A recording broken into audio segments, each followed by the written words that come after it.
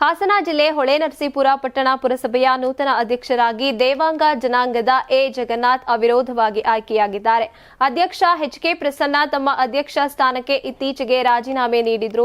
ಪುರಸಭೆಯ ward number 8ರ ಸದಸ್ಯ A Jagannath ಒಬ್ಬರೇ ನಾಮಪತ್ರ ಸಲ್ಲಿಸಿದ್ರು. ಹೀಗಾಗಿ ಅವಿರೋಧ ಆಯ್ಕೆಯನ್ನ ಚುನಾವಣಾ ಅಧಿಕಾರಿಯಾಗಿದ್ದ ತಹಶೀಲ್ದಾರ್ ವೈಎಂ ರೇಣುಕುಮಾರ್ ಘೋಷಿಸಿದ್ದಾರೆ. ಪುರಸಭೆಯ ಆಡಳಿತಾವಧಿ ನವೆಂಬರ್ 8ಕ್ಕೆ ಮುಗಿಯುತ್ತಿದೆ. ಆಡಳಿತಾಧಿಕಾರಿ ನೇಮಕಕ್ಕೆ ನ್ಯಾಯಾಲಯದಲ್ಲಿ ತಡೆ ಸಿಕ್ಕರೆ ಜಗನ್ನಾಥ್ ಅವರೇ ಅಧ್ಯಕ್ಷರಾಗಿ ಮುಂದುವರಿಯುವುದಕ್ಕೆ ಅವಕಾಶ ಇರುತ್ತೆ ಅಂತ ಹೇಳಿದ್ದಾರೆ. ಅಧಿಕಾರ ಸ್ವೀಕರಿಸಿ ಮಾತನಾಡಿದ ನೂತನ ಅಧ್ಯಕ್ಷ ದೇವಾಂಗ ಜನಾಂಗದ ಎ ಜಗನ್ನಾಥ್, ಸಾರ್ವಜನಿಕರಿಗೆ ಪುರಸಭೆಯಿಂದ ನೀಡಬೇಕಾದ ಎಲ್ಲಾ ಸೌಲಭ್ಯಗಳನ್ನು ನೀಡಲು ಶ್ರಮಿಸುತ್ತೇನೆ ಅಂತ ಹೇಳಿದ್ದಾರೆ. ಪುರಸಭೆಯ ನೂತನ ತಂಡದ 5 ವರ್ಷದ ಆಡಳಿತ ನವೆಂಬರ್ 11, 2020ಕ್ಕೆ ಪ್ರಾರಂಭವಾಗಿತ್ತು.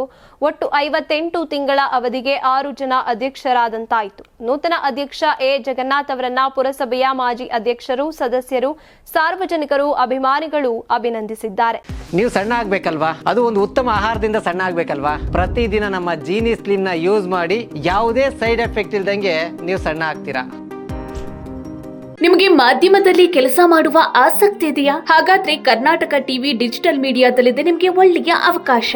ಆಯ್ಕೆಯಾದವರಿಗೆ ಉಚಿತ ತರಬೇತಿ ಕೊಡ್ತೀವಿ. ತರಬೇತಿ ನಂತರ ಕೆಲಸ ಮಾಡುವ ಅವಕಾಶನೂ ಕೊಡ್ತೀವಿ. ಈ ಕೂಡಲೇ ನಿಮ್ಮ ಮಾಹಿತಿಯನ್ನ ಮೇಲ್ ಮಾಡಿ.